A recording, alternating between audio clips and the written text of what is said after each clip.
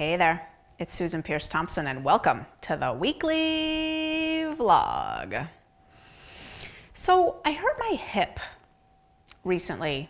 Maybe that's the wrong way to say it because I didn't really injure it by doing something. Just all of a sudden at about 1 o'clock in the afternoon, I couldn't walk without this shearing pain coming like right in the front of my hip. And, after a little bit of experimentation, it was confirmed that I stopped walking.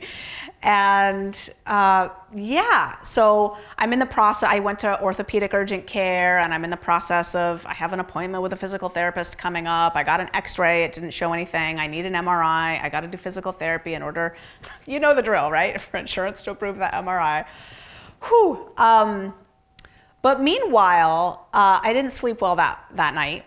Because I was in so much pain. And the next morning for breakfast, I had 4 ounces of eggs and meat and some sort of grain. I forget what I had. I think I had rice anyway, and an apple or a banana or some such.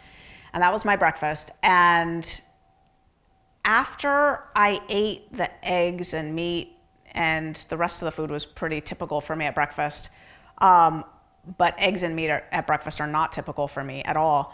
My hip like erupted in angry pain, like inflamed. It was almost immediate. And I try to eat mostly plant-based. I'm not 100% plant-based. I've had periods in my eating, like from 2012 to 2015. I was a pretty strict vegan. And now I'm not, but this was eye-opening for me, I gotta say. Like to feel that inflammation just kick up so fast from what I had just eaten. I don't know that I've eaten any animal products since then. It gave me a little bit of a scare, and my hip is still really problematic. So right on the heels of this, I was talking with my dear friend Ocean Robbins, and he passed along a study that I want to tell you about because it kind of, a couple of dear friends of mine have COVID right now.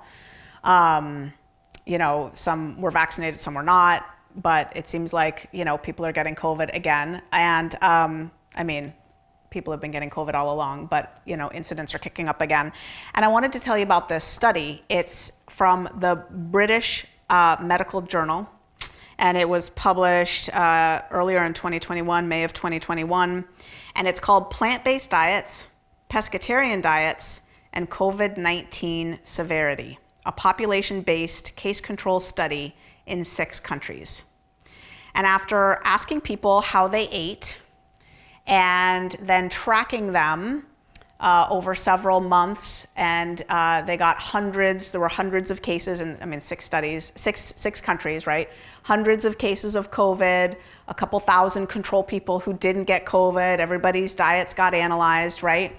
Diet was not associated with likelihood of contracting COVID, and it was not associated one way or the other with the duration of having COVID, but it was quite associated strongly with severity of COVID if you got it. And in particular, people who followed a plant-based diet were 73% less likely to have a moderate to severe case of COVID. 73% less likely. And people who said that they followed a plant-based diet or pescatarian diet were 59% less likely to have a moderately to severely bad case of COVID, as opposed to, a not bad case of COVID. Interestingly, people who claim to follow a low-carb, high-protein diet were more likely to have a bad outcome with COVID, like moderate to severe COVID case. I just wanted to mention this. What I see in Bright Line Eating is very wide open on the animal protein question.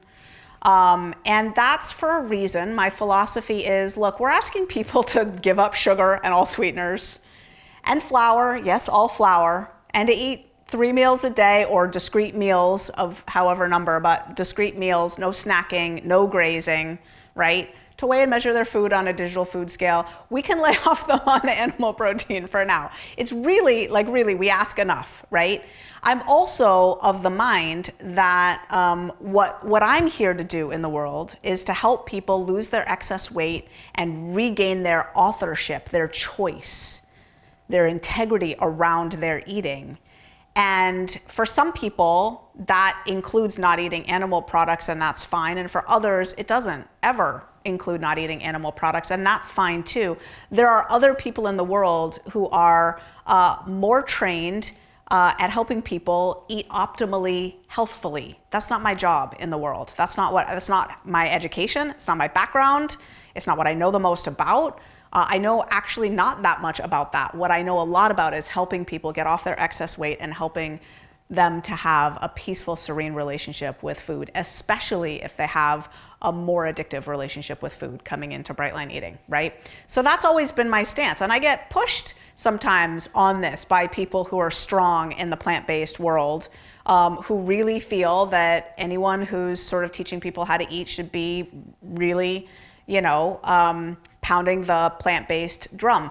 What I see here in Bright Line Eating is that often people arrive at Bright Line Eating, do Bright Line Eating the way it's laid out at first, and then naturally get curious because we have a really large population of people, bigger than out in the general population, right? We have a larger percentage of people here who are engaged in plant-based eating.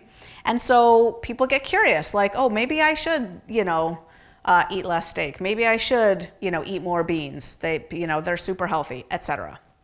And I think that's great. I think that after getting Bright and getting some peace and serenity and agency and authorship back with their food, people then have choices about whether they want to, play with that last, I would call it the last 10% of the dietary fluctuation in Bright Line Eating, where you could optimize it to be optimally healthy, right? Like, eat spinach instead of corn kernels, and eat, blueberries instead of watermelon, and eat, there's ways to optimize, and eat, beans instead of meat. It definitely is, if you want to go that route.